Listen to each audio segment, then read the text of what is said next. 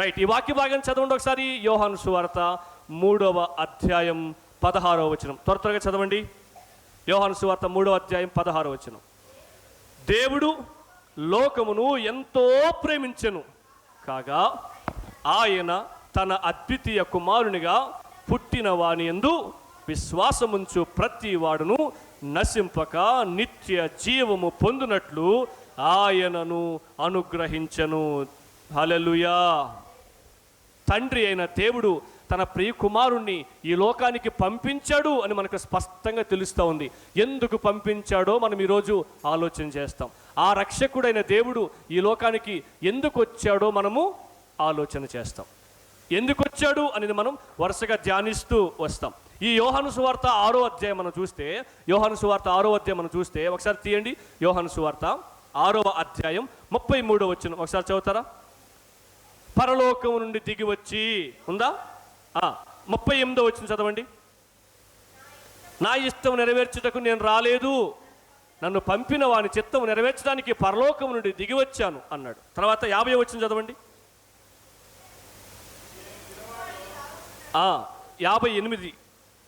50వ వచనం చదవండి తల్లి.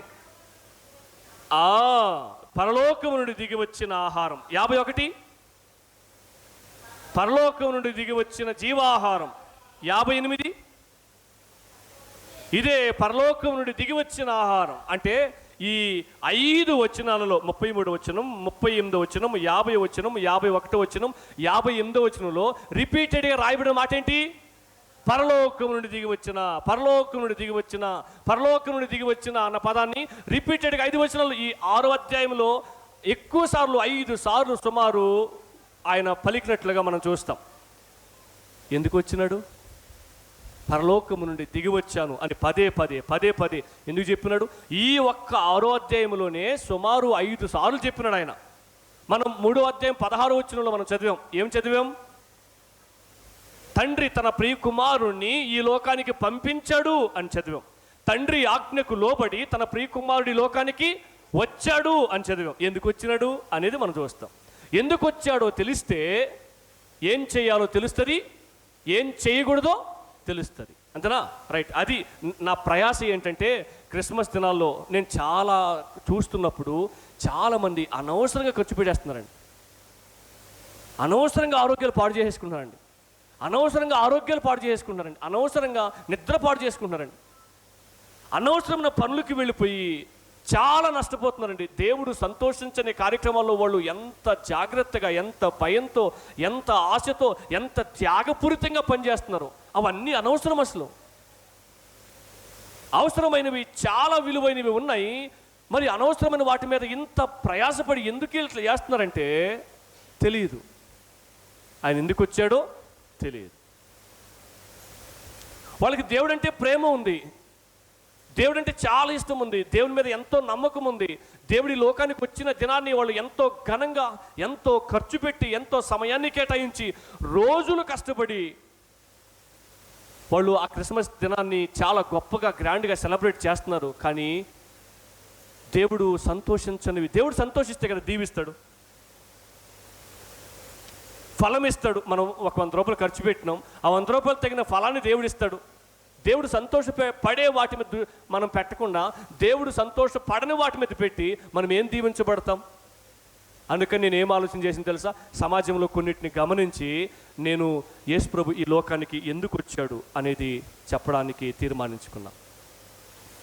ఒక ఆయన దేవుడు మనిషిని ఎంతగానో ప్రేమించాడు అన్న వాక్యాన్ని చదివాడంట. ఈరోజు మనం ఆ వాక్యాన్ని చదివాం.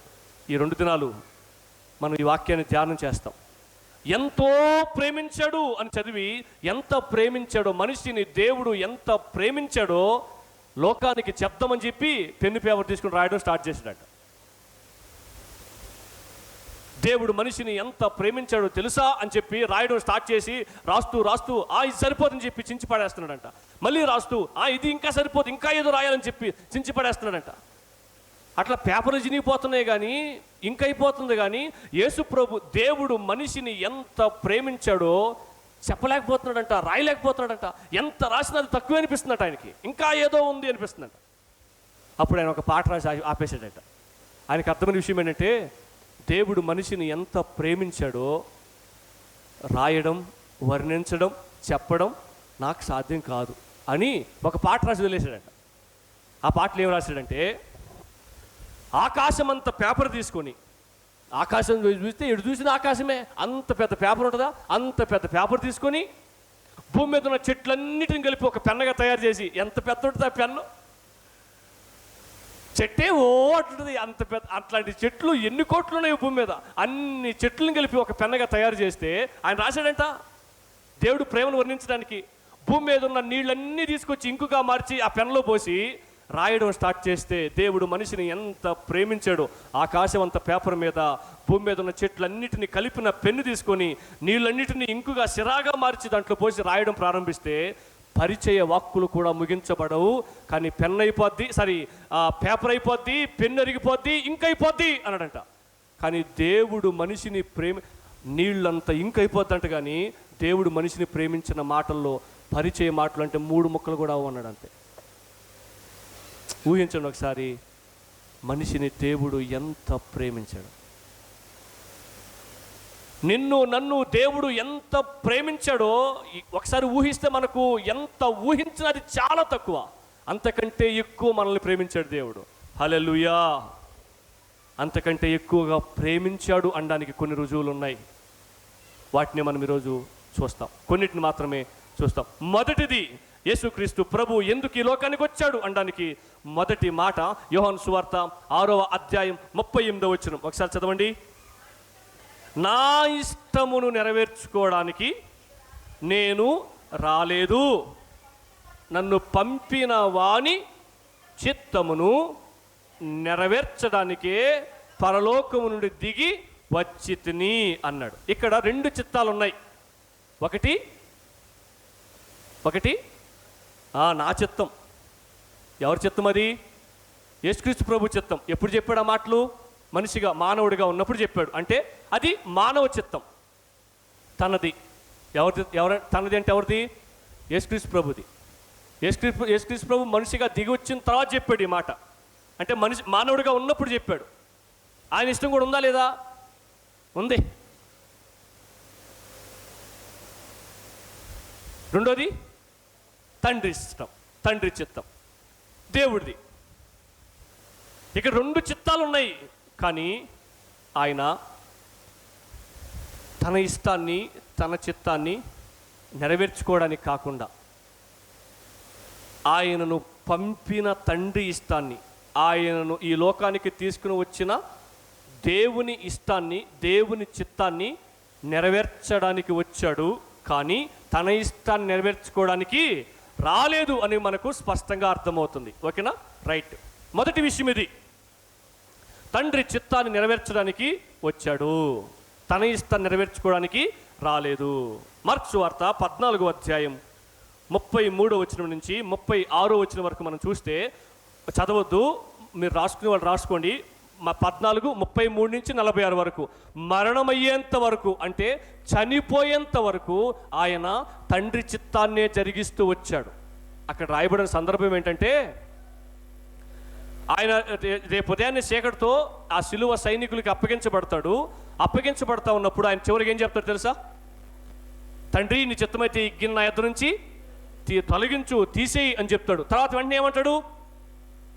అయినను నా ఇష్టం కాదు, నీ చిత్తమే జరుగునుగాక, నెరవేరునుగాక అంటాడు. అంటే ఆయన చనిపోవడానికైనా సిద్ధపడ్డాడు, కానీ తండ్రి చిత్తాన్ని మాత్రం ఎగటాయించలా, ఓవర్కమ్ చేయలా, అధిగమించలా. ఆయన చనిపోయేంత వరకు తండ్రి చిత్తాన్నే జరిగిస్తూ వచ్చాడు అనడానికి ఇది నిదర్శనం. పుట్టినది మొదలుకొని చనిపోయేంత వరకు తండ్రి చిత్తాన్నే జరిగించాడు. ఇది మొదటి విషయం. దీంట్లో మనం నేర్చుకోవాల్సిన పాఠం ఏంటంటే, యేసుక్రీస్తు ప్రభు ఈ లోకానికి తండ్రి చేత పంపబడ్డాడు. మనం ఎవరి చేత పంపబడ్డాం? మనల్ని ఈ లోకాన్ని తీసుకొచ్చింది ఎవరు? దేవుడే. మనంతా మనం వచ్చేసినవా? యేసుక్రీస్తు ప్రభుని లోకానికి ఎలాగైతే తండ్రిని దేవుడు పంపించాడో, మనల్ని కూడా తండ్రిని దేవుడి లోకానికి తీసుకొచ్చాడు. యేసుక్రీస్తు ప్రభు ఎలాగైతే ఈ లోకంలో తండ్రి చిత్తాన్ని, పంపిన వాని చిత్తాన్ని నెరవేర్చాడో మనం కూడా ఈ లోకములో పంపిన వాని చిత్తాన్ని నెరవేరుస్తున్నామా? యేసుక్రీస్తు ప్రభు ఎవరి ద్వారా వచ్చాడు? తండ్రి ద్వారా. మనం ఎవరి ద్వారా వచ్చాం? అదేలే, దేవుడు యేసు ప్రభు, తండ్రి ఏం దేవుడు, ముగ్గురు ఒకటే కదా. వాళ్ళ ద్వారా ఈ లోకానికి వచ్చినాం, అవునా? యేసుక్రీస్తు ప్రభు ఈ లోకానికి వచ్చి ఏం చేశాడు? తండ్రి చిత్తాన్ని జరిగించాడు. ఎప్పటి వరకు? చనిపోయేంత వరకు. ఆయన ఇష్టం ఏది కూడా చేయలా. నేను బైబిల్ స్టడీలో కూడా ఒక మాట మీకు గుర్తు చేసిన, ఏంటి తెలుసా? ఆయన పొగులు పొద్దొస్తూ చేసిన సేవ అంతా కూడా ఎవరు చెప్తే చేసేది తెలుసా? సాయంకాలం ఇంకా పొద్దుకోక ముందే, వెలుగున్నప్పుడే వెళ్ళి ప్రార్థనలు గడిపేవాడు చీకటితో దాకా. చీకటితో లేచి పరిచర్య చేసేవాడు. ఆయన చెప్పింది చేశాడు. ఏ రోజు కూడా ఆయన తన ఇష్టం వచ్చినట్లుగా ఈరోజు ఈ ఊరికి పోదాం అని ఆయన డిసైడ్ చేసుకునేదంట. ఆయన చెప్తే ఈ ఊరికి వెళ్ళు, అదిగో వాళ్ళకి సువార్త చెప్పు, వాళ్ళని స్వస్థపరచు, వాళ్ళ మధ్య అద్భుతాలు చేయి అని తండ్రి సూచిస్తేనే కానీ యేసుక్రీస్తు ప్రభు చేయలేదు. ఎంతవరకు? చనిపోయేంత వరకు. మరి అదే దేవుడి చేత మనం కూడా పంపబడ్డాం, ఈ లోకానికి వచ్చాం, తీసుకురాబడ్డాం. అయితే ఆ యేసుక్రీస్తు ప్రభు వలె మనల్ని ఈ లోకానికి తీసుకుని వచ్చిన దేవుని ఇష్టాన్ని జరిగిస్తున్నామా? తండ్రి ఇష్టాన్ని జరిగిస్తున్నామా? తండ్రి చిత్తాన్ని జరిగిస్తున్నామా? ఒకవేళ తెలియకపోతే, ప్రభువా నా పట్ల నీ చిత్తం ఏంటో చెప్పు, నన్ను ఎందుకు ఈ లోకాన్ని తీసుకొచ్చావో చెప్పు, నన్ను ఎందుకు ఈ లోకంలో ఇంకా ఉంచావో చెప్పు, నా ద్వారా నువ్వు ఏం చెప్దాం అనుకుంటున్నావు మా ఊరికి చెప్పు. నేను నీకు లోబడుతున్నా, నీకు సమర్పించుకుంటున్నా, నువ్వు చెప్పినట్లు చేయాలని ప్రయత్నం చేస్తున్నా, భావిస్తున్నా, నిర్ణయం తీసుకుంటున్నా, నీ ఇష్టాన్ని జరిగిద్దాం అనుకుంటున్నా. కాబట్టి ఆ యేసుక్రీస్తు ప్రభు వలె నేను కూడా నీ ఇష్టాన్ని జరిగిస్తా, నీ సంతోషాన్ని జరిగిస్తా, నీ చిత్తాన్ని జరిగిస్తా. కాబట్టి నా పట్ల నీ చిత్తం ఏంటో చెప్పు. యేసుక్రీస్తు ప్రభు ప్రతిరోజు రాత్రంతా దేవుడితో గడిపాడు. ఎందుకు తెలుసా? రేపు నా పని ఏంటో చెప్పు అని చెప్పి. ఆయన చెప్తేనే కానీ ఈయన చేయలా, ఆయన చెప్పిందే ఈయన చేశాడు. ఆయన చిత్తాన్ని తెలుసుకొని మనం ఈ లోకంలో జీవిస్తున్నామా?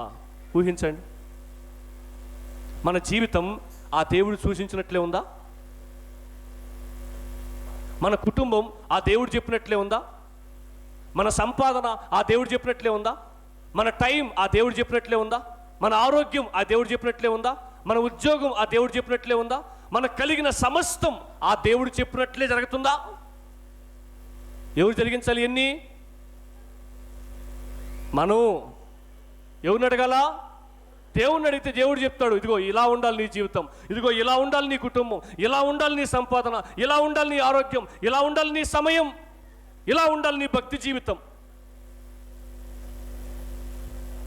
యేసుక్రీస్తు ప్రభు తండ్రి చిత్తాన్ని నెరవేర్చడానికి ఈ లోకానికి వచ్చాడు. చివరిగా ఆయన ఏమంటాడు తెలుసా? తండ్రి, నీవు నాకు అప్పగించిన పని యావత్తు ముగించి నా ఆత్మని నీ చేతికి. చూసావా? Successful life. ఆయన ఎందుకైతే ఈ లోకానికి వచ్చాడో అదంతా చేసి ఆయన ఏమంటే తెలుసా? నువ్వు నాకు చెప్పిన పనంతా చేసేసినా అన్నాడు. చెప్పగలమా మనం? అసలు ఏం పని చెప్పినాడో అది తెలిస్తే కదా మనకు, అంతేనా? యేసుక్రీస్తు ప్రభు తెలుసుకున్నాడు, ఆ పనంతా చేసినాడు జీవితాంతం. మనకు ఆ దేవుడు ఏ పని అప్పగించినాడు, మన డ్యూటీ ఏంటి, మన పని ఏంటి? అసలు వీటి మీద యేసు ప్రభు ఈ లోకానికి ఎందుకు వచ్చినాడు? నా కోసం ఆయన ఈ లోకానికి రావాల్సిన అవసరం ఏముంది? వచ్చి ఏం చేసినాడు? ఆయన ఈ లోకానికి రావడం ద్వారా నాకు వచ్చిన ప్రయోజనం ఏంటి? నేను ఏ మేలు పొందుకున్నా? నేను దేంట్లోంచి విడిపించబడ్డా? ఏ శిక్ష నుంచి తప్పించబడ్డా? అయితే వాటన్నిటి నుంచి తప్పించడానికి ఆ ప్రభు ఈ లోకానికి వచ్చాడు కాబట్టి, నాకు రక్షణ ఇచ్చాడు కాబట్టి, ఇప్పుడు నా జీవితం ఎలా ఉండాలా? ఇది క్రిస్మస్లో చేయాల్సిన ఆలోచన. చీరలు, ప్యాంట్లు, సొక్కలు, డబ్బులు, జామ్రీలు, బాదుసాలు, బిర్యానీలు, కోడి బిర్యానీలు, హోటల్ బిర్యానీలు, డెకరేషన్లు, లైటింగ్లు, ఇందులో ఎదుగుతున్నాం ఆ క్రిస్మస్ పండుగ మనం. ఆ దేవుడు ఎందుకు ఈ లోకానికి వచ్చినాడు? వచ్చి ఏం చేసినాడు? ఆయన రావడం వల్ల నాకు వచ్చిన ప్రయోజనం ఏంటి? నాలో జరిగిన మార్పు ఏంటి? ఆయన ఈ లోకానికి వచ్చిన తర్వాత నా జీవితానికి వచ్చిన ప్రయోజనం బట్టి నేను ఇప్పుడు ఎలా జీవించాలా, ఆ క్రిస్మస్ని నేను ఎలా భావించాలా, ఆ క్రిస్మస్ రోజు నేను ఏం ఆలోచన చేయాలా, ఇది కాదు అసలు. మీకు తెలుసు 52 ఆదివారాలు ఒకవేళ వైపు తప్పిపోయి వచ్చిన చర్చికి ఆ రోజు మాత్రం రావడం కుదరదు. మీరు రాసి పెట్టుకోండి. ఇప్పుడు చెప్తున్నా, ఇంక 2 రోజులే ఉండేది. ఏంది? నువ్వు ఏ టైంకి వస్తావు క్రిస్మస్ రోజు చూస్తాం. 52 ఆదివారాలు ఒకవేళ వైపు తప్పిపోయి నువ్వు పాడే టైంకి వచ్చినా, వాక్యం ప్రారంభమయ్యే టైంకి వచ్చినా ఆ రోజు రావడం మాత్రం కుదరదు. నీ టైం నీ చేతిలో ఉండదు. ఆ టైం ఎందుకు? చాలా పెట్టేసుకున్నావు. నేను ఏం చేస్తున్నా క్రిస్మస్ రోజు అని ఆలోచన చేస్తే ఆటోమేటిక్గా టైం వస్తుంది, చాలా టైం వస్తుంది. రెండో విషయం, యేసుక్రీస్తు ఎందుకు ఈ లోకానికి వచ్చాడో రెండో విషయం. హెబ్రీ పత్రిక 2వ అధ్యాయం 14-15. హెబ్రీ పత్రిక 2వ అధ్యాయం 14-15 చదవండి ఒకసారి.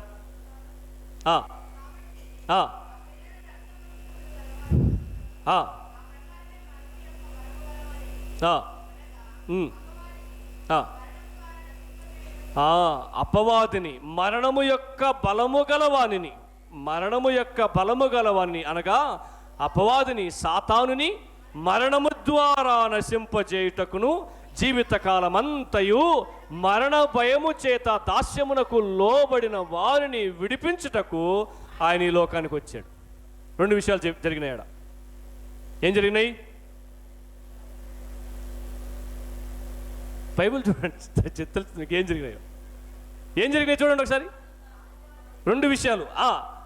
మరణము యొక్క బలము గలవారిని అంటే మనిషిని మరణంలోనికి లాక్కెళ్ళిపోయే, మరణంలోనికి శోధించి నెట్టేసే శక్తి కలిగిన అపవాదిని ఆయన మరణము ద్వారా నశింప చేయడానికి. ఎవరి మరణం ద్వారా?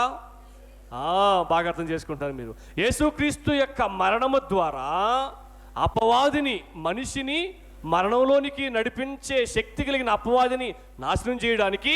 రెండోది, జీవితకాలం అంతా మరణ భయం చేత. మరణం, చావు అంటే నాకు ఏ భయంలా ఇప్పుడు వచ్చిన హ్యాపీగా చచ్చిపోతాను చేతులు ఎత్త సోత. ప్రపంచంలో ఒక్క క్రైస్తవుడికి మాత్రమే సాధ్యం. ఒక్క క్రైస్తవుడికి మాత్రమే సాధ్యం. ఒక్క యేసుక్రీస్తుని నమ్ముకున్న వ్యక్తి మాత్రమే ఈ మాట చెప్పగలడు. ఏమని? ఏ రోజు వచ్చినా పర్వాలే, ఏ రోజు నేను ఈ లోకాన్ని విడిచిపెట్టినా పర్వాలే, నా ప్రభుని చేరుకుంటా అని చెప్పగలడు. హల్లెలూయా. యేసునందు విశ్వాసము ఉంచని వ్యక్తికి ఇంకా భయం ఉంటుంది. ఏ భయం? మేము చచ్చిపోతున్నాం. జ్వరం వచ్చింది, ఎలికి జ్వరం వచ్చింది, చీమ జ్వరం వచ్చింది, ఏమైపోతుంది? నాకు ఒక కన్న తెలుసు, జ్వరం వచ్చింది అనుకో 6 నెలలు మాసం కొడుతుండు. జ్వరం వస్తే ఎందుకు? చచ్చిపోతామని.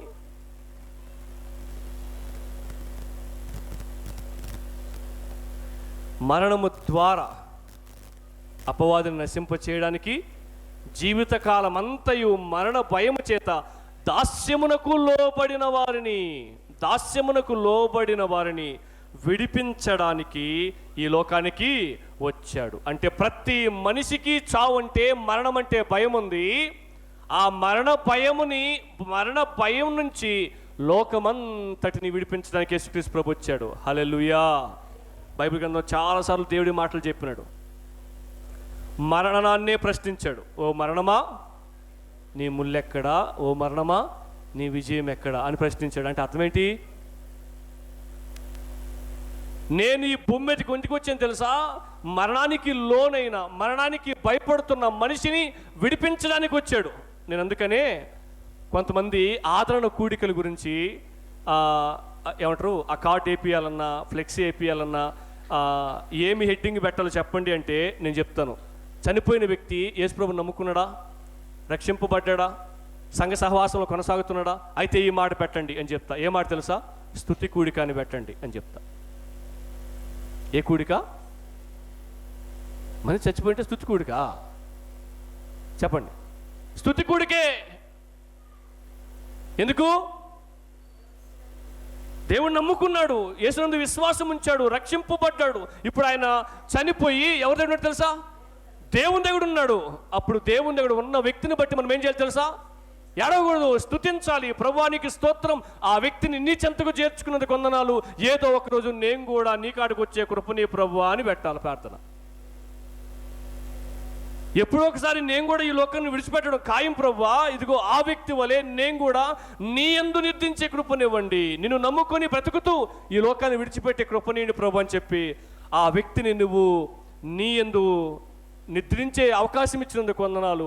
ఆ వ్యక్తి కోసం నువ్వు మరణించావు కాబట్టి ఆ వ్యక్తి నీ యందు విశ్వాసం ఉంచి ఆ వ్యక్తి నీ యందు నిద్రించాడు ప్రభు. ఆ వ్యక్తికి నువ్వు ఇచ్చిన మరణం అనేది ఎంతో గొప్ప భాగ్యం, నీకు స్తోత్రం అని చెప్పి దేవుణ్ణి ఆరాధించాలి ఆ కూడికలో చేరి. అందుకని ఆ కూడికి ఏం పేరు పెడతాం? ఆదరణ స్తుతి కూడిక అని పెడతాం.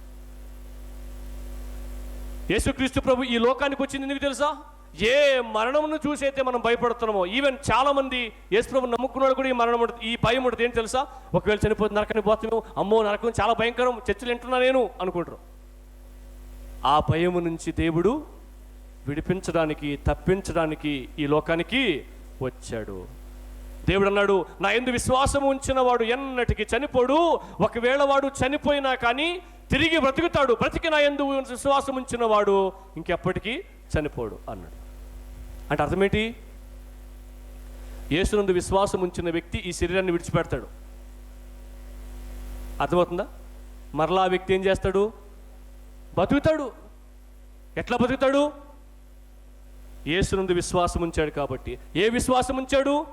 నా మరణం నుంచి తప్పించడానికి ఆ ప్రభు ఈ లోకానికి వచ్చాడు, నా స్థానం నిలవబడ్డాడు, మరణించాడు కాబట్టి నేను ఆయన యందు విశ్వాసం ఉంచితే మరణం నుంచి నన్ను కూడా తప్పిస్తాడు అని నమ్మాడు కాబట్టి ఒకరోజు ఆయన తిరిగి బ్రతుకుతాడు. హల్లెలూయా. యేసు ప్రభు ఈ లోకానికి వచ్చింది దేనికోసం తెలుసా? మన మరణం నుంచి తప్పించడానికి, మన నిత్య మరణం నుంచి తప్పించడానికి. ఈ మాట తెలుసుకున్న వ్యక్తి ఏం చేస్తాడు తెలుసా? క్రిస్మస్లో హంగులు, ఆర్భాటాలు, ఏర్పాట్లు, గందరగోళాలు, బిజీ షెడ్యూల్ పెట్టుకుని తిరగకుండా నేను నిత్య నరకానికి వెళ్ళిపోవలసిన వ్యక్తిని ప్రభువా, నిత్య మరణంలోనికి వెళ్ళిపోవలసిన వ్యక్తిని ప్రభువా, నువ్వు ఈ లోకానికి వచ్చి నిత్య మరణం నుంచి నన్ను తప్పించావు ప్రభువా, నీకు స్తోత్రమని మిగతా ఆరాధనల కంటే, మిగతా ఆదివారపు ఆరాధనల కంటే క్రిస్మస్ రోజు ఇంకా ఎక్కువగా దేవుణ్ణి ఆరాధిస్తాడు. హల్లెలూయా. ఇంకా ఎక్కువగా దేవుణ్ణి ఆరాధిస్తాడు. మీరు చెప్పండి, ఎక్కువ శాతం మందికి క్రిస్మస్ రోజు ఆరాధించడానికి టైం దొరుకుతుందా? దొరుకుతండి. మనం నయ్యం. మీరు ఎప్పుడైనా మీ బంధువులు వేరే వేరే గ్రామాల్లో ఉంటే ఆ గ్రామాల్లో ఒకవేళ మీరు అప్పుడు వెళితే పరిస్థితులను బట్టి ఆ క్రిస్మస్ ఆరాధనలో పాల్గొనండి. ఆరాధనకి వాక్యానికి అసలు టైం ఉండదు. మీరు పరిశీలన చేయండి.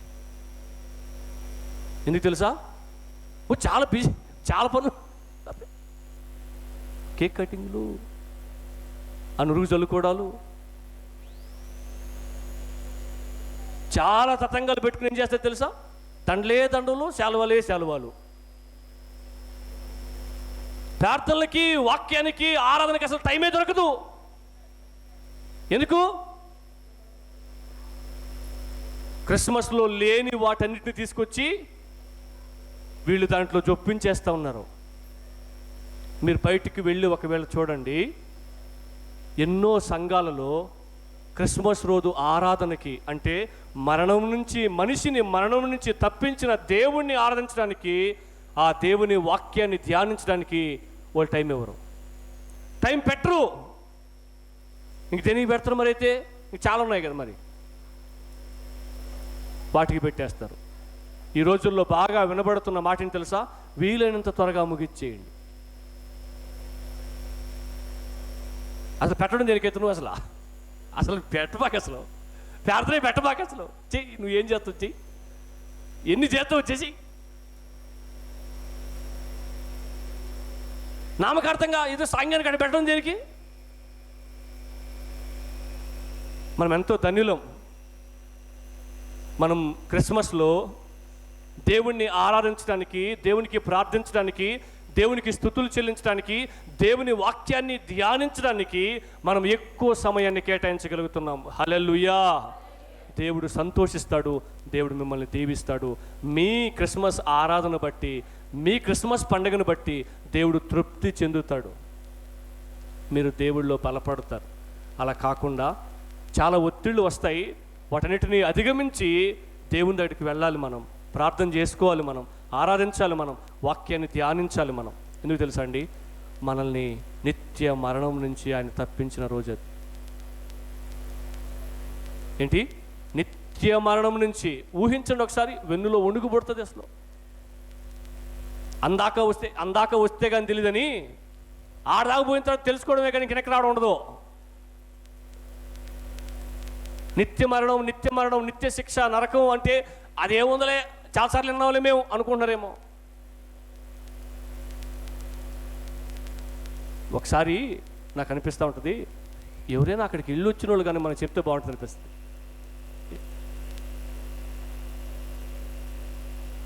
మనం ఎండవే కానీ చదవడమే కానీ ఎప్పుడు అక్కడికి అమ్మో అంత అని నీకు చెప్తే అప్పుడు తెలుస్తుంది. బైబిల్లో చాలామంది గుండెలు బాదుకుంటూ ఉన్నారు, నరకంలో యాతనలు తట్టుకోలేక. అటువంటి స్థితి నుంచి దేవుడు ఏం చేశాడు తెలుసా? మనల్ని తప్పించాడు.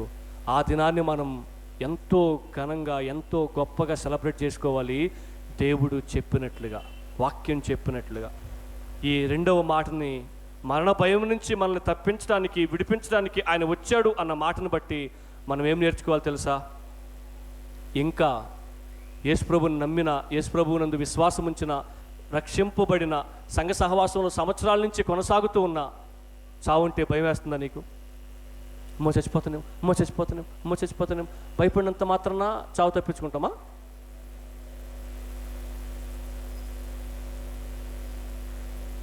భయపడితే త్వరగా చచ్చిపోతాం.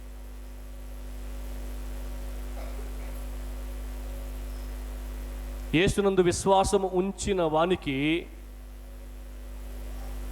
మరణం అంటే ఏ భయము ఉండదు. ఎందుకంటే అతనికి స్పష్టంగా అర్థమైంది, నేను ఈ లోకాన్ని విడిచిపెడితే నా ప్రభుని చేరుకుంటా అని అర్థమైంది. చాలామంది ఈ లోకాన్ని విడిచిపెట్టడమే మేలు, ఆ దేవుణ్ణి చేరుకోవచ్చు అని ఎదురు చూస్తున్న వాళ్ళు ఈ భూమి మీద ఎంతోమంది ఉన్నారు. హల్లెలూయా. మరణం అంటే భయపడుతున్న వ్యక్తి ఇంకా యేసు ప్రభునందు పూర్తిగా విశ్వాసము ఉంచలేదు అని ఆలోచన చేయండి.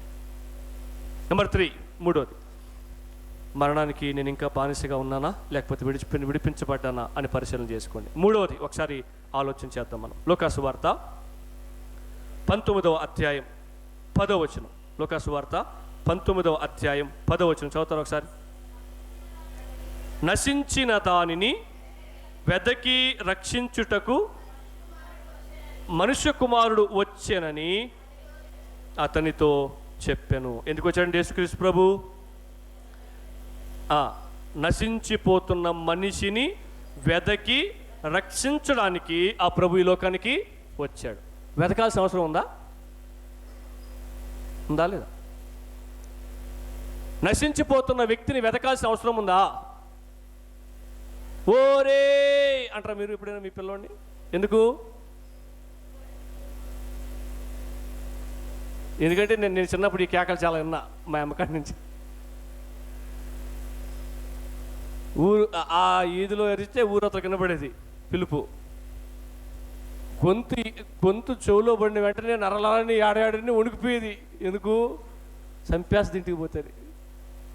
ఏ కయ్యుల్లో ఉన్నా, ఏ రోడ్ల మీద ఉన్నా, ఏ చెట్టు కింద గోళ్ళాట ఆడుతున్నా తౌడుకుండా పరిగెత్తే వాళ్ళ ఇంటికి. ఎదకాల్సిన అవసరం ఉందా? ఎందుకు అరిసింది ఆమె? ఎట్టపోయినాడు.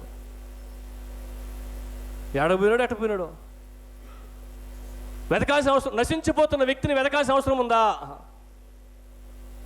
యాడిరుకోపోనాడు, ఏ కాలంలో పడిపోనాడు, ఏ మొల తొప్పులు ఇరుక్కుపోనాడు, గొర్రె ఇరుక్కుపోయినప్పుడు ఏం చేస్తా? ఎదుగుతాడు కదా ఈయన, కాపురం ఎదుగుతాడు కదా. అదంతా మేపాడు ఆయన, అదంతా తిప్పినాడు. చివరికి ఇంటికి పోయే సమయానికి ఒకటి కనిపించట్లా, ఇంక ఎదుగుతూ ఉంటాడు. దీనికి ఏమంటారు? వాటిని ముళ్ళు ఈపు గుచ్చుకోపోయి ఆడిరుక్కుపోయిందో, ఇది కాలు ఆడబడిపోయిందో, ఇది ఏ కాలు ఇరుక్కుపోయిందో, ఏ తోడలు తినేస్తుందని చెప్పి ఎత్తుకుంటూ ఉంటాడు ఆయన. నేను ఎందుకు మీకు ఉదాహరణ చెప్పింది తెలుసా అండి? ఒక వ్యక్తి జీవితంలోనికి పాపం ప్రవేశించిన తర్వాత ఆ వ్యక్తి ఎట్టెలిపినాడు కూడా తెలియదు,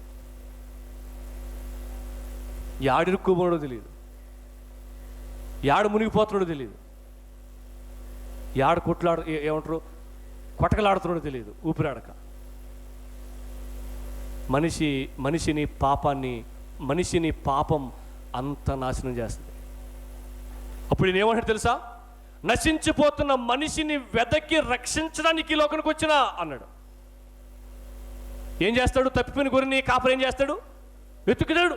ఎతికేం చేస్తాడు? తీసుకొచ్చి మళ్ళీ అది యేసుక్రీస్తు ప్రభు ఈ లోకానికి వచ్చి చేసిన పని అదే. నశించిపోయి ఎవరికి ఇష్టానుసారంగా వాళ్ళకి ఎట్టబడితే దారి తప్పిపోయి లోకంలోనికి వెళ్ళిపోయిన వ్యక్తులందరినీ కూడా ఏం చేశాడు తెలుసా? ఆయన లోకానికి వచ్చి సువార్త ద్వారా పిలిచి సంఘాన్ని స్థాపించి సంఘంలో కూర్చోబెట్టినాడు. హల్లెలూయా. యేసు ప్రభు ఒకవేళ రాకపోతే మనం ఏ రూట్లో ఉండేవాళ్ళం, ఏ దారిలోనూ ఏ పరిస్థితిలో ఉండేవాళ్ళమో. కానీ యేసు ప్రభు ఈ లోకానికి వచ్చిన తర్వాత ఎక్కడెక్కడో ఎటేటో వెళ్ళిపోవాల్సిన మన జీవితాలన్నీ కూడా ఏమయ్యాయి తెలుసా? ఒక చోటుకు వచ్చినాయి. ఎవరి నామములో? యేసుక్రీస్తు నామములో. ఎవరి ద్వారా? యేసుక్రీస్తు ద్వారా. ఆయన ఈ లోకానికి వచ్చి చేసిన పని తెలుసా? నశించిపోతున్న మనిషిని ఈ లోకానికి తీసుకొచ్చి నశించిపోతున్న మనిషిని ఈ లోకానికి వచ్చి వెతకి రక్షించాడు. నేను ఒక వ్యక్తిని ఉదాహరణగా మీకు చెప్పి ఈరోజు వాక్య భాగాన్ని ముగించడానికి ప్రయత్నం చేస్తా. యోహాను సువార్త 10వ అధ్యాయం. యోహాను సువార్త 10వ అధ్యాయం 2వ వచనం 3వ వచనం ఒకసారి చదువుతారా? చదవండి. ద్వారమున ప్రవేశించువాడు గొర్రెల కాపరి, అతనికి ద్వారపాలకుడు తలుపు తీయును, గొర్రెలు అతని స్వరము వినును, అతడు తన సొంత గొర్రెలను పేరు పెట్టి పిలిచి వాటిని వెలుపలకి నడిపించును. ప్రతి కాపరికి తమ సొంత గొర్రెల యొక్క పేరు తెలుసు కాదో తెలియాలా? యారు తెలుసో? నేను ఒక సంగతి చెప్పనా? మా చర్చికి 50,000 మంది వస్తున్నారు అన్నాడు అనుకోండి. 50,000 మంది పేర్లు తెలుసా పాస్టర్గా? మరి తెలుసా? మా చర్చికి 1,00,000 మంది వస్తున్నారు అని చెప్తున్నారు ఈ రోజుల్లో కదా. మా చర్చికి 4,000 మంది వస్తున్నారు, మా చర్చికి 10,000 మంది వస్తున్నారు, మా చర్చికి 15,000 మంది వస్తున్నారు. అవునా? మనం అమ్మో ఆడ దేవుడు ఉన్నాడు, అయ్యా ఆడ దేవుడు ఉన్నాడు, ఆడున్నాడు దేవుడా. నువ్వు ఈ చర్చిని వదులుకొని అప్పులో మరి ఆడకపోతావు నువ్వు. ఇక్కడ మీ బైబిల్ ఏం చదివినారు? నేను మరలా దాన్ని కోట్ చేయనా? అతడు ఎవరతడు?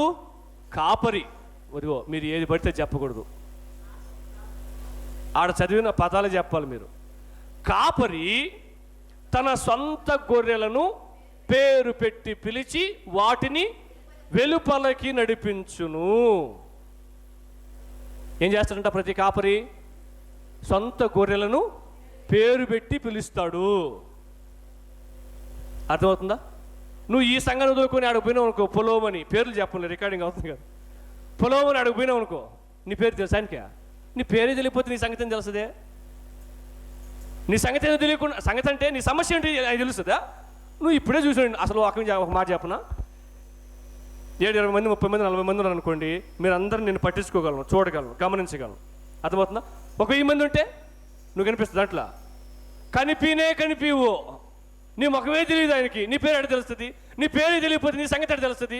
నీ సంగతి తెలియకపోతే నీ గురించి ప్రార్థన చేస్తాడు, నీ గురించి ప్రార్థన చేయకపోతే నీ జీవితం బాగుపడుతుందా?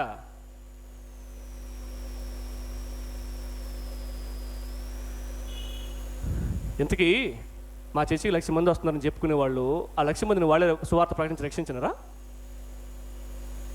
మనకు వాక్యం తెలియదు. 6,00,000 మంది వచ్చేస్తున్నారంటే దేవుడు ఉన్నారు అనుకుంటాం మనం.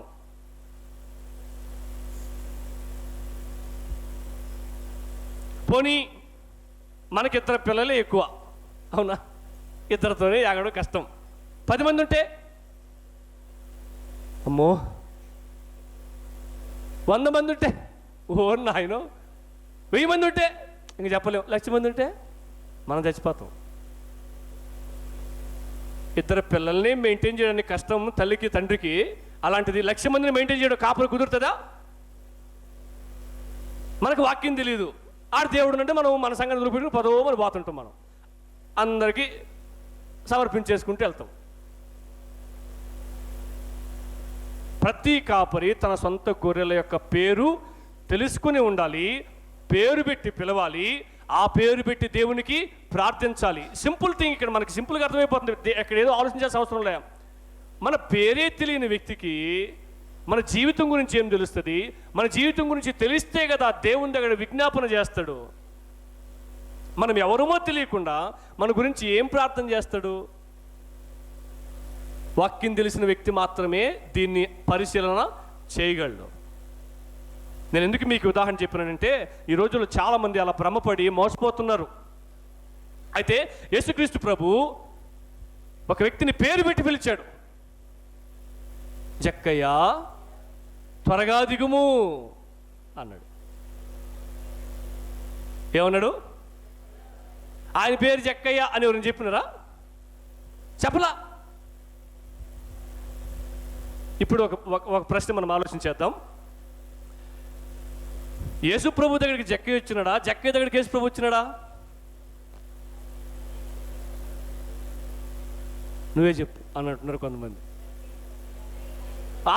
ఆలోచిస్తే కదా మనం కలిసి వాక్యం నేర్చుకోవాలి. మనం ఇప్పుడు యేసు ప్రభు ఏం చేసినాడు? నశించిపోతున్న వ్యక్తిని రక్షించడానికి కదా వచ్చినాడు. ఇప్పుడు ఆయన ఉద్దేశం నశించిపోతున్న వ్యక్తి ఎవరు? జక్కయ్య. అవునా? నశించిపోతున్న వ్యక్తిని రక్షించడానికి యేసు ప్రభు వచ్చినాడు కదా. నశించిపోతున్న జక్కయ్యను రక్షించడానికి యేసు ప్రభు వచ్చినాడు. మన ప్రశ్న ఏంటంటే, జక్కయ్య యేసు ప్రభు కాడికి వచ్చినాడా, లేకపోతే యేసు ప్రభువే జక్కయ్య కాడికి వచ్చినాడా?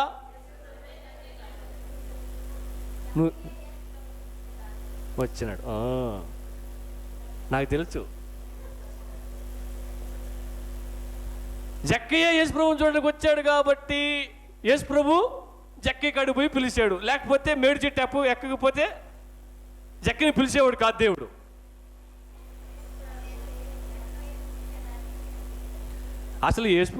అసలు జక్కయ్య మేడి చెట్టు ఎందుకు ఎక్కాడు? దేవుడు అనకూడదు, యేసుక్రీస్తు ప్రభుని చూడడానికి ఎక్కినాడు. అవునా? అసలు యేసుక్రీస్తు ప్రభు జక్కని రక్షించడానికి భూమి మీదకే రాకపోతే దేవుని చూడడానికి ఎక్కుతాడు ఆయన? అర్థమైంది నేను చెప్పినాను? జక్కయ్య యేసు ప్రభుని చూడడానికి మేడి చెట్టు ఎక్కాడు. అవునా? ఎవరిని చూడడానికి ఎక్కాడు? యేసుక్రీస్తు ప్రభుని చూడడానికి ఎక్కినాడు. అసలు యేసుక్రీస్తు ప్రభు జక్కని రక్షించడానికి భూమి మీదకే రాకపోతే జక్కయ్య ఎవరిని చూడడానికి మేడి చెట్టు ఎక్కుతాడు? ఉంటే కదా. ఆయన రాకపోతే మేడి చెట్టు ఎక్కడా? ఎక్కలేడు. ఎందుకు ఎక్కాడు? యేసు ప్రభుని చూడడానికి. అవునా? యేసు ప్రభు వచ్చుంటేనే దిక్కాడు ఆయన. ఇప్పుడు ఎవరు వచ్చినారు? నశించిపోతున్న జక్కయ్యను రక్షించడానికి యేసు ప్రభువే ఎతుక్కుంటూ వచ్చాడు. ఆ జక్కయ్య ప్లేస్లో నువ్వు ఉన్నావు, నేను, మనం అందరం ఉన్నాం. అయితే ఇక్కడ జక్కయ్య యేసు ప్రభువుని చూడడానికి వెళ్ళిన తర్వాత, యేసు ప్రభు జక్కని పిలిచిన తర్వాత ఆయన జీవితంలో 3 కార్యాలు జరిగాయి. వాటిని నేను మీకు గుర్తు చేసి మనకు అన్వయించి మరొక విషయంలోకి వెళ్ళిపోతా. జక్కయ్య త్వరగా దిగు, నేడు నేను నీ ఇంట ఉండవలసి ఉంది అన్నాడా? వెంటనే జక్కయ్య ఏం చేశాడు? పాక్కుంటూ దిగేసినాడేమో. మీరు ఒకసారి ఊహించండి. అసలు జక్కయ్య మేడి చెట్టు ఎక్కాల్సిన అవసరం ఏముంది?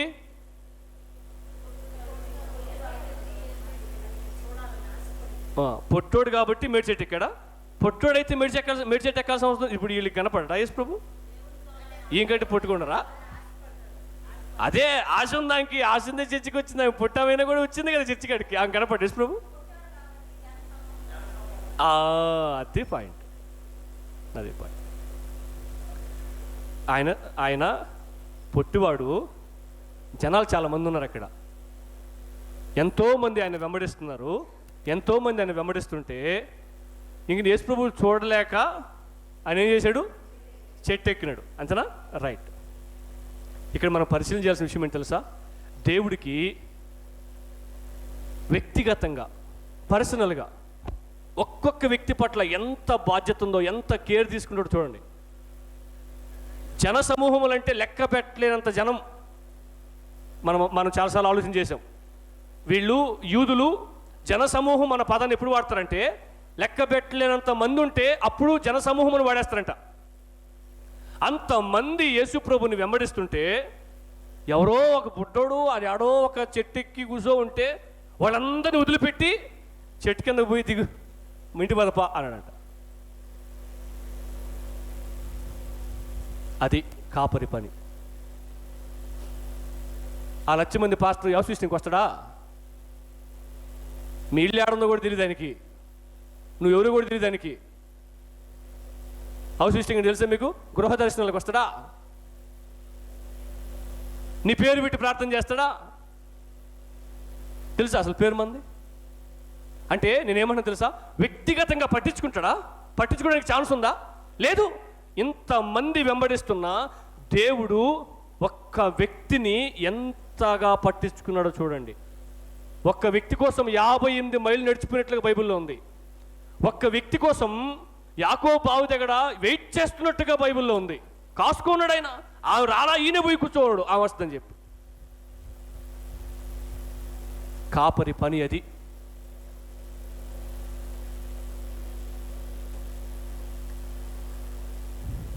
విశ్వాసులకి ప్రతి పాస్టర్ గారు అందుబాటులో ఉండాలి. ఇంతమంది ఆయన్ని వెంబడిస్తూ ఉన్నా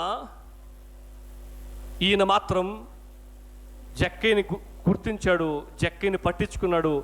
జక్కయ్య దగ్గరికి వెళ్ళి, జక్కయ్య దిగు, మీ ఇంటికి పోదాంపా అన్నాడు. ఇక మనోడు కాళ్ళు భూమి మీద నిలుచుండవు. ముందే యేసుప్రభుని చూడాలని ఆశతో ఉన్నాడు కదా. యేసుప్రభు ఇంతమంది ఉంటే యేసుప్రభు డైరెక్ట్గా ఆయనకి అడుగు పోయి దిగు, మీ ఇంటికి పోదాంపా అన్నాడు. ఇంకేముంది మరి వీళ్ళందరూ పరిస్థితి? అసలు నడిచినోడు కాదేమో జక్కయ్య, లగెత్తుకుంటే లేడు ఇంటికి. ఓయేమో యేసుప్రభు వస్తున్నాడు మా ఇంటికి.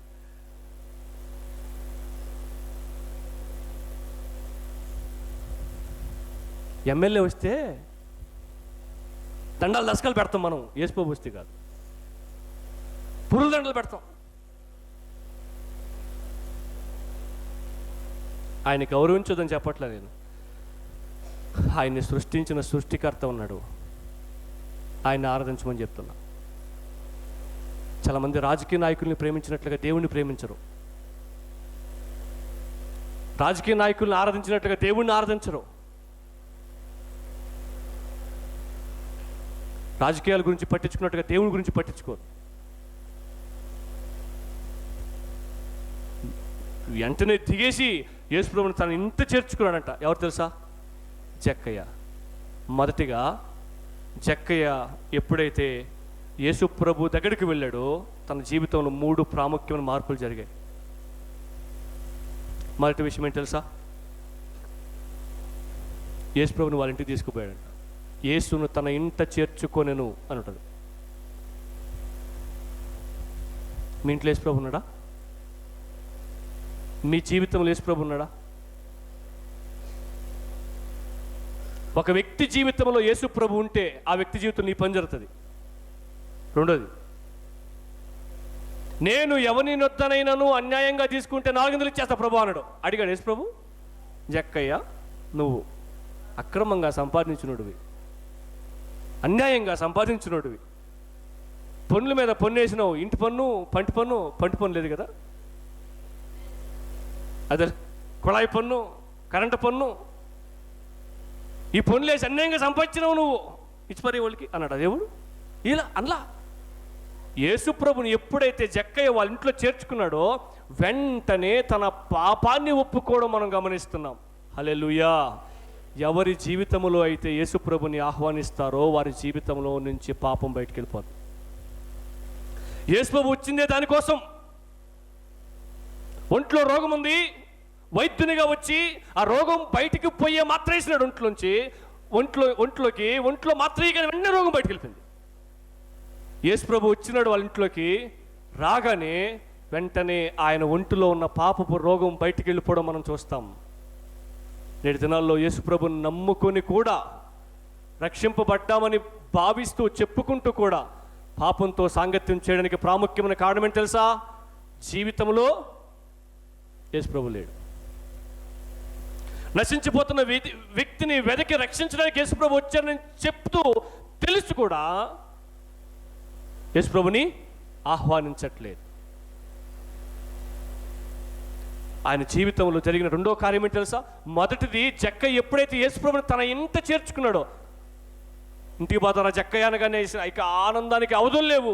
వెంటనే అన్ని పనులు మానేసి యేసుప్రభు వాళ్ళ ఇంటికి తీసుకుపోయాడంట. యేసుప్రభుని తన ఇంట చేర్చుకున్నాడంట. తన ఇంట చేర్చుకున్న వెంటనే జరిగిన రెండో కార్యం ఏంటి తెలుసా? తన పాపాన్ని ఒప్పుకున్నాడు. యేసుప్రభు అడగల, చర్చిలు ఇట్లా పాస్టర్లను పెట్టి వాక్యం చెప్పించలా, ఎవరు లేరు అని చెప్పడానికి అక్కడ ఉన్నారు ఎప్పుడైనా? యేసుప్రభు కూడా చెప్పలా, జక్కయ్య నువ్వు అన్యాయంగా సంపాదించినావు జక్కయ్య అని కూడా అనలా, ఇచ్చేసేయ వాళ్ళకి అనలా. యేసుప్రభు ఎప్పుడైతే తన జీవితంలోకి వచ్చాడో వెంటనే తన పాపాన్ని ఒప్పుకోవడం మనం చూస్తున్నాం. ఎవ్వరు లేరు అక్కడ, ఎవ్వరు బోధ లేదు, సంఘం లేదు, ఈవెన్ యేసుప్రభు కూడా ఆయనకి చెప్పలేదు. వెంటనే తన పాపాన్ని ఒప్పుకున్నాడు. నేను ఎవని యొద్దనైనా అన్యాయంగా సంపాదించుంటే 4 ఇచ్చేస్తా అన్నాడు. ఒక వ్యక్తి జీవితంలో యేసుప్రభు ఉంటే, ఒక వ్యక్తి జీవితంలోకి యేసుప్రభు వస్తే వెంటనే తన పాపాన్ని విడిచిపెట్టేస్తారు. యాకోబు బావి దగ్గరికి వచ్చేటప్పుడు ఆ అక్కలో పాపం ఉంది. యేసుప్రభుని కలుసుకున్న తర్వాత ఆ అక్క నుంచి పాపం బయటికి వెళ్ళిపోయింది. వాళ్ళ ఊరోళ్ళ కడుపు చెప్తుందంట, నేను యేసుప్రభుని చూసిన, మెస్సీని కనుగొన్నా, రండి మీకు కూడా చూపిస్తా అని చెప్పిందంట. వ్యభిచారం చేసే స్త్రీ మాటలు నమ్మి ఊళ్ళో వస్తారా? రారా, అమ్మ చెప్పినవా అంట. కానీ ఆమె జీవితంలో ఎంత మార్పు చూడకపోతే సమరయ స్త్రీ మాటలు విని వచ్చి యేసుప్రభుని చూస్తారు వాళ్ళు. యేసుప్రభు ఒక వ్యక్తి జీవితంలోకి వస్తే ఆ వ్యక్తి జీవితం నుంచి పాపం బయటకు వెళ్ళిపోతుంది. నీ జీవితంలో యేసుప్రభు ఉంటే నీ జీవితం నుంచి పాపం బయటకు వెళ్ళిపోతుంది. మూడో విషయం ఏంటి తెలుసా? పాపం బయటికి వెళ్ళిపోయిన వెంటనే దేవుడు ఒక స్టేట్మెంట్ ఇచ్చాడు. వెంటనే ఏమన్నాడు తెలుసా? నేడు, ఇప్పుడు నిజంగా ఈయన యేసునందు విశ్వాసం ఉంచిన వ్యక్తి నేడు ఈ ఇంటికి, అది గొప్ప సంగతి. నశించిపోతున్న వ్యక్తిని దేవుడు వెదకాడు, రక్షించాడు. హల్లెలూయా. దేవుడు మన ఇంటిని చూసి, మన ఇంటి మీద ఉన్న స్టారును చూసి నేడు ఈ ఇంటికి రక్షణ వచ్చింది అని చెప్తాడండి. మన ఇంటిని చూసి, జక్క ఇంటిని గురించి దేవుడు చెప్పాడు ఒకే మాట, ఏమంటే తెలుసా? నేడు ఈ రోజు ఈ ఇల్లు రక్షించబడింది అన్నాడు. మనం ఎప్పుడైనా భావించామా? నా ఇల్లు పూర్తిగా, నా కుటుంబం పూర్తిగా రక్షింపబడిన కుటుంబం, నా కుటుంబం పూర్తిగా యేసుక్రీస్తుకు చెందిన కుటుంబం. తలుపు మీద రాసి ఉంటాం, ఈ ఇంటికి యేసుక్రీస్తే అధిపతి. ఆ ఇంట్లో చర్చికి పోరు. ఎక్కడ అధిపతి? యేసుక్రీస్తు ఓనరా? ఎక్కడ ఓనర్? ఓనర్ అంటే ఇంట్లో వాళ్ళందరూ చర్చికి వెళ్తారు కదా, ప్రభుని నమ్ముకుంటారు కదా, మందిరానికి వెళ్తారు కదా, పాపంలో కొనసాగుతారా? యేసుక్రీస్తు అధిపతి అయితే ఈ కుటుంబము, జక్కయ్య కుటుంబము, యేసుక్రీస్తుని నమ్మిన కుటుంబము, పాపాన్ని విడిచిపెట్టిన కుటుంబము. వెంటనే దేవుడు ఏమన్నాడు? ఈ ఇల్లు పూర్తిగా రక్షింపబడిన కుటుంబం అని అన్నాడు. అప్లికేషన్ ఏంటి తెలుసా? ఆయన జక్కయ్య కుటుంబాన్ని మాత్రమే రక్షించడానికి కాదు వచ్చింది, నీ కుటుంబాన్ని, నా కుటుంబాన్ని కూడా రక్షించడానికి వచ్చాడు. అయితే ఆ సంగతి మనకు ఎన్నో సంవత్సరాల నుంచి తెలుసు. సంవత్సరాలు మనం క్రిస్మస్ పండుగలు చేసుకుంటా ఉన్నాం. మన కుటుంబము జక్కయ్య కుటుంబం వల్లే రక్షింపబడిందా? మన కుటుంబము జక్కయ్య కుటుంబం వల్లే రక్షింపబడిందని దేవుడు చెప్తాడా? ఈమె ఇంటిని పట్టించుకోదు, ఊరి మీద బయలుదేరుతుంటుంది. అర్థమైంది నీకేం చెప్పినా నేను?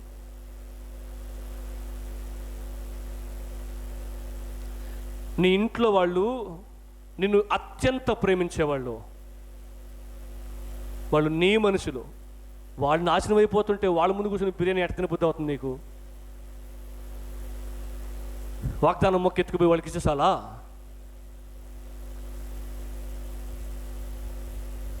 పాకులాడుతున్నావు వాళ్ళ రక్షణ కోసం? ఉపవాసం ఉండి కన్నీరు కార్చి ఏడుస్తున్నావా దేవుని పాదాలు పట్టుకొని?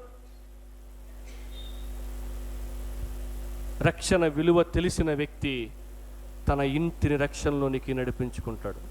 హల్లెలూయా. రక్షణ పొందిన వ్యక్తి, ఇదిగో ఈ జక్కయ్య రక్షింపబడ్డాడు. అపోస్తుల కార్యం 16వ అధ్యాయంలో లూదియా సేవకుని యొక్క వాక్యము విని రక్షింపబడింది. వెంటనే ఇంట్లో అందరినీ దేవుని నడిపించుకుంది. నువ్వు ఎన్ని సంవత్సరం చర్చికి వస్తున్నావు?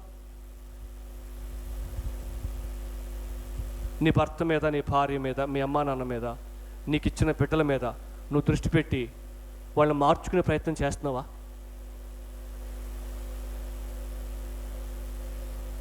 ఇంకా చాలా 12 పాయింట్లు రాసిపెట్టినా నేను. ఆ పాయింట్లు మనం చాలా విషయాలు నేర్చుకుంటాం.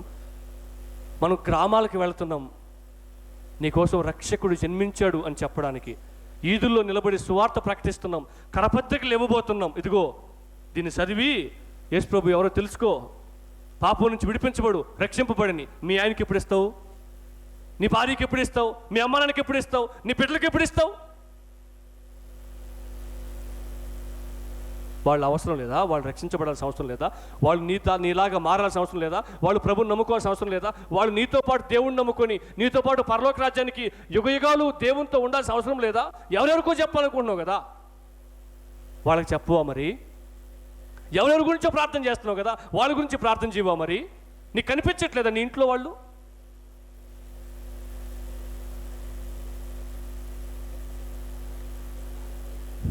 క్రిస్మస్ అంటే అర్థమవుతుందా? నీ ఇంట్లో వాళ్ళని కాపాడుకోవడం, నీ ఇంట్లో వాళ్ళని రక్షించుకోవడం, నీ ఇంట్లో వాళ్ళని ప్రభు దగ్గర నడిపించుకోవడం.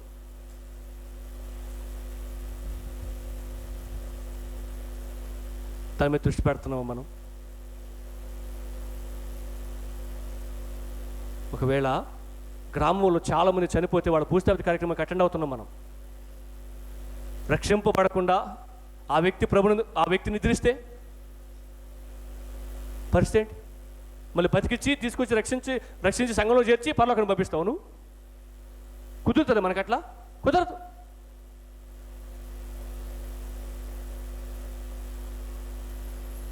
దేవునికి ప్రార్థన చేస్తే దేవుడు మనం ప్రార్థన ఆలకిస్తాడు, వాళ్ళ జీవితంలో మార్పుని తీసుకొస్తాడు.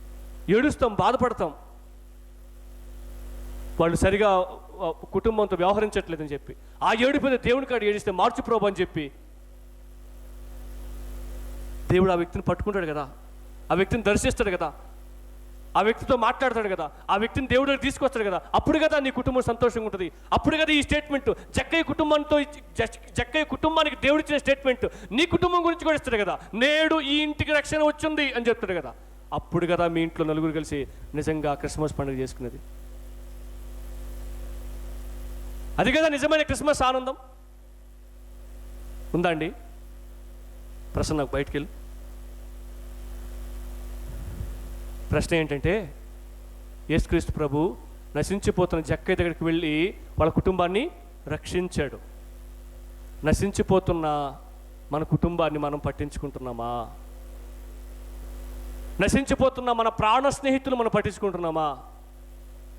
నశించిపోతున్న మన బంధువుల్ని పట్టించుకుంటున్నామా? నశించిపోతున్న మన పక్కింటి వాళ్ళు, మన ఆపదంటే ఎంతో విలువలాడిపోతారు, వాళ్ళని పట్టించుకుంటున్నామా? ఇది 3వ సంగతి. 4వ సంగతి చెప్పి నేను ముగించేస్తా. యేసుక్రీస్తు ప్రభు ఈ లోకానికి ఎందుకు వచ్చినాడు అంటే, తండ్రి చిత్తాన్ని నెరవేర్చడానికి వచ్చాడు, మరణ భయాన్ని నుంచి విడిపించడానికి వచ్చాడు, నశించిపోతున్న వ్యక్తిని వెతికి రక్షించడానికి వచ్చాడు. చివరిగా 4వది యోహాను సువార్త 18వ అధ్యాయం 37వ వచనం. యోహాను సువార్త 18వ అధ్యాయం 37వ వచనం ఒకసారి చదువుతారా? అందుకు పిలాతు, నీవు రాజువా అని ఆయనను అడుగగా, యేసు, నీవన్నట్లు నేను రాజునే, సత్యమును గురించి సాక్ష్యం ఇవ్వడానికి నేను పుట్టాను, నేను ఈ లోకానికి వచ్చాను, ఇందు నిమిత్తమే ఈ లోకానికి వచ్చాను, సత్య సంబంధి అయిన ప్రతి వాడును నా మాట వినును అనెను. చాలండి. ఎందుకు వచ్చాడంటే యేసు ప్రభు సత్యమును గురించి సాక్ష్యం ఇవ్వడానికి. ఆదికాండం 3వ అధ్యాయంలో అసత్యం ప్రారంభమైంది. అప్పటి నుంచే ఉంది ఏంటి? అబద్ధం, అన్యాయం, మోసం, ద్రోహం. ఆదికాండం 3వ అధ్యాయం నుంచి ఉంది. అవునా? ఆదాము హవ్వలు మోసపోయారు లేదా? మోసపోయారు. అబద్ధం ఉందా? అప్పుడు లేదు. ఉందా లేదా? ఉంది. అన్యాయం ఉందా లేదా? అన్యాయంగా పాపం వాళ్ళని దేవుని దూరం చేయొచ్చు సాతానుడు.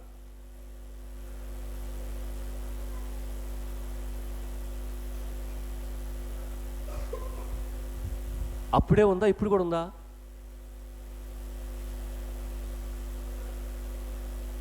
ఇప్పుడు కూడా ఉంది. అసత్యము రాజ్యమేలుతూ ఉంది. ఈ మధ్యకాలంలో సుప్రీంకోర్టు ఒక స్టేట్మెంట్ ఇచ్చింది. ఆశ్చర్యకరమైన స్టేట్మెంట్. పరిస్థితులు మారిపోయాడానికి రుజువు. ఎవరికి ఏ ఇబ్బంది వచ్చినా, మానవత్వం మంట కలిసిపోతున్నా, అన్యాయం జరుగుతున్నా, అక్రమం జరుగుతున్నా, మనిషి ఎవరిని ఆశ్రయిస్తాడంటే న్యాయస్థానాన్ని ఆశ్రయిస్తాడు, కోర్టుని ఆశ్రయిస్తాడు. అవునా? అయితే ఉన్నత న్యాయస్థానం, భారతదేశానికి ఉన్నత న్యాయస్థానం సుప్రీం, ఉన్నతమైంది. అందుకంటే పెద్ద కోర్టు భారతదేశంలో లేదు. ఆ సుప్రీంకోర్టు ప్రధాన న్యాయమూర్తి ఏమని స్టేట్మెంట్ ఇచ్చాడు తెలుసండి? ధనవంతులకు మాత్రమే న్యాయం జరుగుతుంది అని ఇచ్చాడు. డబ్బులకు మాత్రమే న్యాయం జరుగుతుందని స్టేట్మెంట్ ఇచ్చాడు. అంటే అర్థమేంటి? పేదోడికి న్యాయం లేదు. పేదోడు పక్షాన న్యాయం ఉన్నా న్యాయం చెప్పరోళ్ళు. అన్యాయం ఉందా లేదా భూమి మీద? అబద్ధం ఉందా లేదా భూమి మీద? అసత్యం ఉందా లేదా భూమి మీద? అటువంటి లోకములోనికి సత్యమును గురించి సాక్ష్యం ఇవ్వడానికి వచ్చాడు యేసుక్రీస్తు ప్రభు. హల్లెలూయా. దేవుడు అన్నాడు, నేనే సత్యం అన్నాడు. ఎవరైతే నా యందు విశ్వాసం ఉంచుతారో వారు సత్య సంబంధులు అన్నారు. వాళ్ళు అబద్ధం చెప్పరు, అన్యాయం చేయరు, మోసం చేయరు, ద్రోహం చేయరు, నాశనాన్ని కోరుకోరు, న్యాయాన్ని మార్చరు. నేను పాస్టర్లను కాబట్టి నేను చూస్తూ ఉంటాం కదా, కొన్ని కుటుంబాల మధ్య సమస్యలను చూస్తాం మనం. అవి సహజం. అవునా? కుటుంబాల మధ్య సమస్యలు చూస్తూ ఉన్నప్పుడు కొంతమంది న్యాయం చెప్తుంటారు. ఏం జరిగిందో చెప్తుంటారు కదా, అదే కదా న్యాయం. న్యాయం చెప్తుంటారు. ఎట్లా న్యాయం చెప్తారు తెలుసా? వాళ్ళు బంధువులు అయితే వాళ్ళకి అనుకూలంగా న్యాయం చెప్తుంటారు.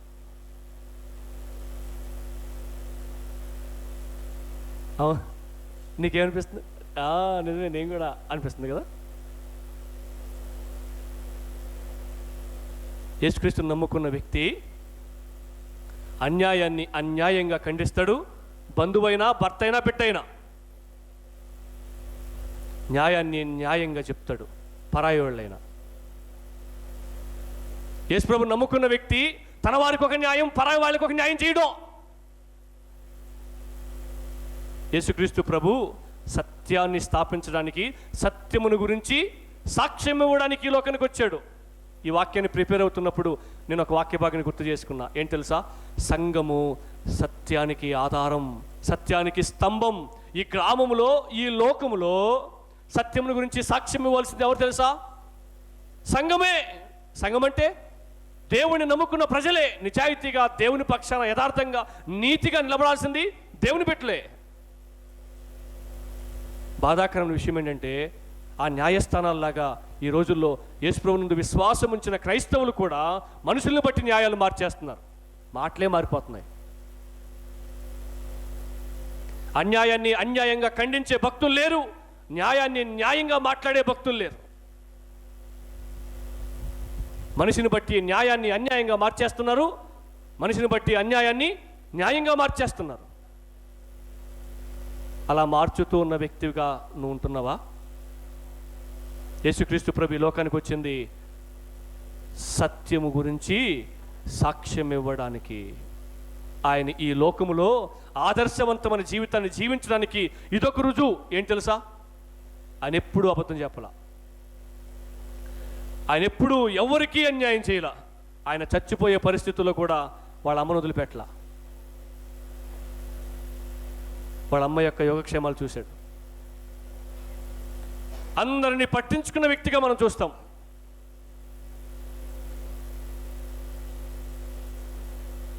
పన్నెండు మంది శిష్యులు ఒకసారి వచ్చి, మా 12 మందిలో ఎవరు గొప్పలు చెప్పు అని అడిగారంట.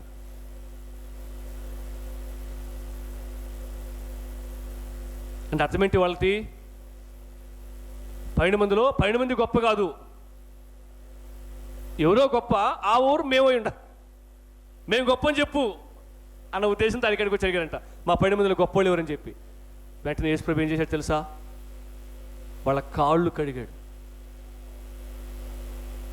వాళ్ళకి ఏం అర్థం అవ్వాలని తెలుసా? అరే, మీకోసం రక్షకుడిగా నేను ఈ లోకానికి వచ్చి నన్ను నేను తగ్గించుకొని మీ మధ్య పరిచయం చేస్తున్నా, నేనే గొప్పోడని భావించట్లా, నన్ను పంపిన ఆయన గొప్పోడు, నేనే గొప్పోడని భావించట్లా. అయితే నన్ను నమ్మి నా వెంబడొస్తున్న మీరు నేను గొప్పోడని ఫీల్ అవుతారేంద్రా అని నేర్పించడం కోసం చెప్పాడు. అవునా? యేసుప్రభుని నమ్ముకున్న మనలో కూడా చాలా సందర్భాలు ఏమనిపిస్తుంది తెలుసా? అందరికంటే నేనే గొప్ప ఉండాలా, అందరికంటే నేనే మెరుగ్గా అనిపించాలా, అందుకంటే నేనే భక్తిపరురాలని భక్తిపరుడిగా అనిపించుకోవాలా అన్న భావన ఉంటుంది. నన్నే పొగడాలా, నన్నే గుర్తించాలా, నాకే చప్పట్లు కొట్టాలా అన్న భావన ఉంటుంది. యేసుప్రభు ఏం నేర్పించాడు తెలుసా? సత్యాన్ని స్థాపించడానికి వచ్చాడు, మీ అందరూ సమానమే అని నేర్పించాడు. మీ 12 మందిలో ఎవరు ఎక్కువ కాదు, ఎవరు తక్కువ కాదు అని నేర్పించాడు. మీకు ఆ భావన రావద్దు, మనం అందరం సహోదరులము అని భావించండి అని చెప్పాడు. తర్వాత వాళ్ళ చిన్న పిల్లకాయలు ఇద్దరు ఉండరు. ఎవరు చిన్న పిల్లకాయలు? యేసుప్రభు చిన్న పిల్లకాయలు. వాళ్ళిద్దరిని తీసుకొచ్చి నీ కుడి పక్కన ఒకరిని, ఎడం పక్క ఒకరిని లీడర్లుగా పెట్టుకో అని చెప్పింది ఆమె. చిన్నమ్మ కదా, రక్త సంబంధం కదా, అది నా చేతుల్లో లేదని చెప్పాడు ఆయన. ఈ రోజుల్లో సంఘాల్లో ఎవరికి ప్రాధాన్యత ఉంది? రక్త సంబంధాలకి ప్రాధాన్యత ఉంది, బంధువులకు ప్రాధాన్యత ఉంది. అవి రాకపోతే ఈమె రాదు, ఈమె రాకపోతే ఆయన రాడు, ఆయన పోతే ఏ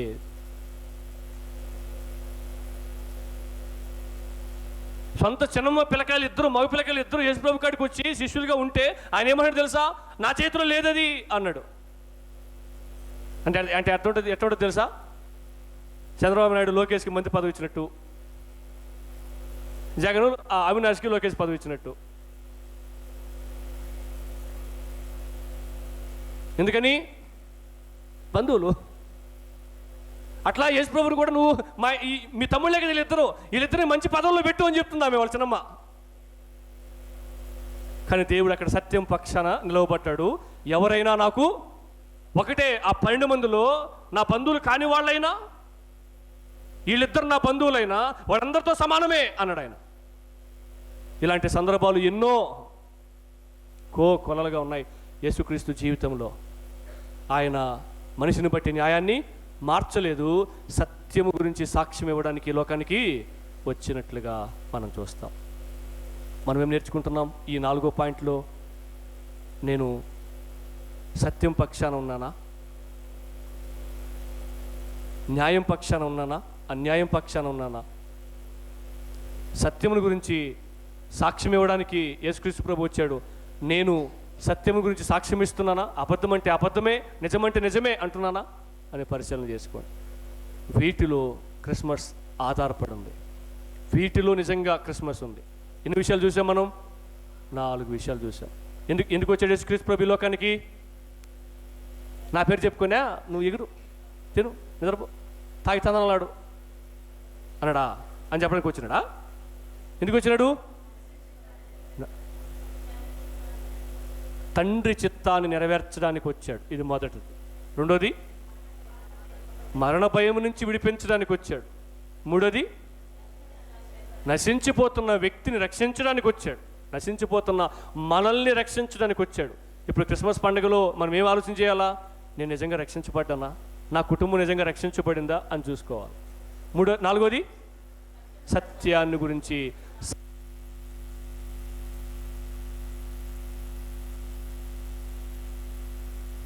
ఈ క్రిస్మస్ సందర్భంగా యేసుక్రీస్తు ప్రభు ఈ భూమి మీదకి రావడానికి కారణం నేను మీకు తెలియపరచాలనుకున్నా. ఎందుకంటే ఈ రోజుల్లో క్రిస్మస్ దారి తప్పిపోయింది, క్రిస్మస్ పండుగ దారి తప్పిపోయింది.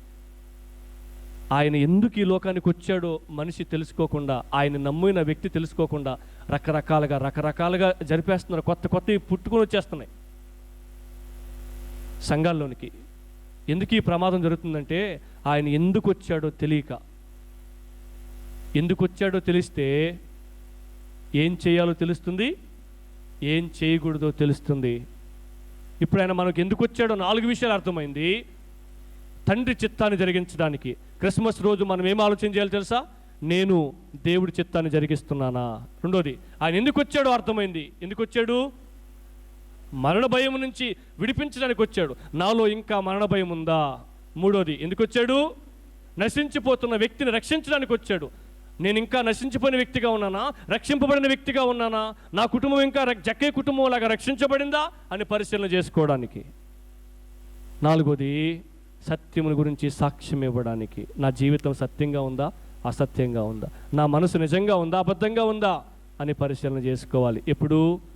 క్రిస్మస్ పండుగప్పుడు. మనం క్రిస్మస్ పండుగను పక్కన పెట్టేసి ఇదిగో ఈ షికారులు, జల్సాలు, పండుగలు వీటి మీద దృష్టి పెడితే మన జీవితంలో ఏమాత్రం సంతోషం ఉండదు. మనల్ని బట్టి దేవుడు సంతోషించడు. యేసుప్రభు రక్షకుడిగా ఎందుకు వచ్చాడో తెలుసుకొని వాటి మీద మనం మనసు నిలిపినప్పుడు అప్పుడు నిజంగా మనం దేవుణ్ణి సంతోషపెట్టేవారంగా ఉంటాం. ఈరోజు ఒక చిన్న ప్రార్థన చేసుకుందాం. ఏమని తెలుసా? యేసుప్రభు ఈ లోకానికి ఎందుకు వచ్చినాడు? నేను ఆ యేసుక్రీస్తు ప్రభువులే తండ్రి చిత్తాన్ని జరిగిస్తున్నానా, లేకపోతే నా ఇష్టాన్ని జరిగిస్తూ ఉన్నానా అని పరిశీలన చేసుకుందాం.